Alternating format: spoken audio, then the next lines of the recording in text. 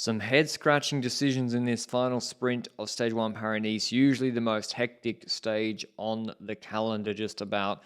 We begin the race to the sun, although they started in the sun, in Achères, which is in Paris, basically the outskirts of Paris. Then they head south. We have a TTT on Stage 3, Auchan, where there was the Barreau breakaway in 2021 Tour de France. A slightly amended Stage 8, not quite as hard as previous years. We have a 20-minute uphill finish in Oran.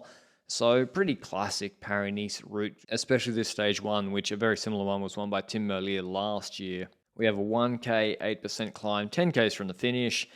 Maybe someone will attack, maybe not. There's a plateau on top, then a very fast descent into the sprint finish. The weather was quite good, no rain, sunny conditions. EF were in the breakaway with Walker, also Gamper and Dobridge duo from Jayco, Casper Pedersen, Lebert and Grignard. So just note down in your little notebook, Max Walker, EF Education Easy Post in the breakaway. They went in the breakaway today, and then we have all this road furniture. So this stage is basically all about the road furniture, dividers coming up, stopping, people then trying to move up positions using the space created by the dividers. And yeah, really, really hectic stage. Nervous for the peloton and the GC leaders who are thinking about the later stages. I'll run through the three GC favorites in a minute. But 36 Ks to go. That was 120. It was on NSN for Bini. He's the favorite for the sprint to chase. For this sprint, here's the left-hander at 500 meters to go. So there's a left-hander narrowing, 500 meters to go. They've got the crash padding up there, very narrow here. And look here, it's uphill. So it's a tricky sprint.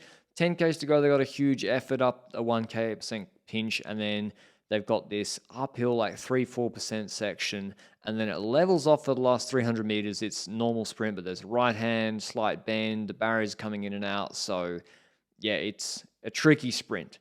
Let's say that. And we see for the first edition of the climb, that's 10 Ks from the finish, the Côte de Chanteloup-les-Vignes, 1.1 Ks, 8.3%. The break stays pretty much together. Well, Lebert was ducking off. Him and Pedersen were sprinting each other. We see Ineos, Trek, Bora, and Visma assembling in color order now for the last 40 minutes of the race. And that why? Because they have the GC favorites. Vingegaard in the red helmet, on the left-hand side, Ayuso, who just won Algarve, behind Søren Krach and Matthias Vacek. And on the right, it's Josh Tarling for Oscar Onley and Kevin Vauquelin will be their GC leaders. They were also good in Algarve. But after the positioning, to actually chase the breakaway, it's up to NSN. It's up to them because they have the favorite. Rodriguez has a mechanical. He's also here for Ineos. Not the best route for him, I would say. He was good in Provence, but Riccatello beat him. He has a mechanical. He is able to come back on because he's a magic descender. Uses the descent to come back. But the break sticks together. I don't know who was coaching the break, but they stick together, and that gives them a chance to win this stage because all the narrowings, the hills, the crashes, losing domestiques, who's really the sprint favorite? You know, who is really confident in it? There's no Merlier here, no Milan, no Philipsen, no Coy, not even Lund.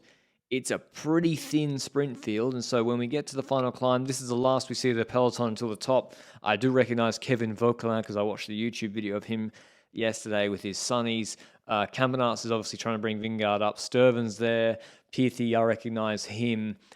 We decided to show 700 meters of Matthias Lebert winning an uncontested KOM sprint. And then when we come back, it's Ewan Costy, the little blue fire truck, attacking, and he's got a gap. Vingegaard jumps here after maybe Pacher, and Lenny Martinez on his wheel.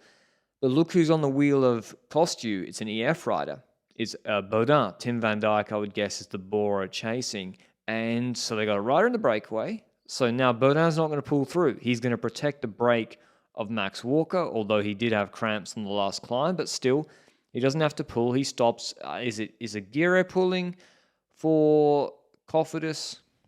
I don't know. They got Brian Cocard, and you see there's actually a split here. And a lot of the Vismas are behind that split, but that gets sewn up. No one wants to continue on with it. There's no Remco attack. McNulty doesn't have a dig. It's too far. 10 Ks to go. Too many guys going to jump on the wheel. Pacher jumps. That gets stuck in the middle. That doesn't really go anywhere. And then Visma start controlling with Campenarts and subsequently Bruno Army Rail, mainly because of the descent coming up. So the breakaway, once again, it gets back together. Breakaway gets back with Gamper there. His teammate Durbridge is gone, but they still have 5 strong guys fully cooperating. Grignard for Lotto, but 5Ks to go. Armorel's put paid to them. He's got Zangler 4th wheel to maybe go for the sprint. And it's curious, it gets through 3Ks to go. Visma then stop. So they were just bringing Vingard to 3Ks, and then they stop.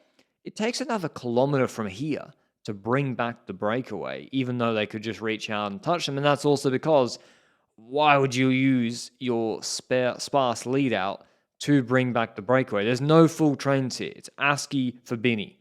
It's Vandenberg for Luke Lamperti. It's Dan Holer or one decathlon for Case Bold. There's no full trains. It's mainly guys positioning themselves like Zangler ducking up the inside. Same with Lowland, who's very good in positioning the Uno X sprinter. And we see Lenny Martinez crashes into the crash padding. And then there's another crash, I think, afterwards. But Zangler's in a good position. Vandenberg's doing the uphill section. How far can he go? Maybe Lamperti launches early. Aular's on the wheel of Zangler. Binny is 5th wheel, also in a very good position. But then he puts his wheel on the right side, which allows him to get squeezed off a little bit by Plowright and Bold, who jumps. So he started to go on the right side of Aular. Then it opens up. He has to fight left. He does actually beat Plowright here. Zangler then also sees Bold coming, doesn't launch, but then puts his wheel left of Luke Lamperti as Lamperti launches into the right open space that Vandenberg is going to open up so his sprinter can duck through. So Zangler gets boxed left, didn't follow Lamperti right, which seemed to be his plan. Binny's in a good position here. Boll is ringing him up. He can launch left. The wind is negligible, but he decides curiously to jump right here to Lamperti as Boll completely perishes. And yeah, that wasn't a good decision. And as well, because the space opened actually to the left of Lamperti, but he committed fully to the barrier side. Lamperti doesn't move. He doesn't, there's no door that was open that he closed. He doesn't move at all. The barriers are moving. He sprints fairly. Binny, I thought he was going to launch left of Boll. He could still probably contest the win here if he goes left of Lamperti. He sees the gap, but the gap was never really there, especially with the barriers moving. Lamperti's moving imperceptibly, and so he holds on for the biggest win of his career, the American. He just moved to EF, double top 10 in Omloop, and Kerner beats Vito Bright, Aular, then Fratan, Binny, Plowright, Turnison, Lowland, Zangler, and Donaldson. In terms of GC, no one really lost time of particular note.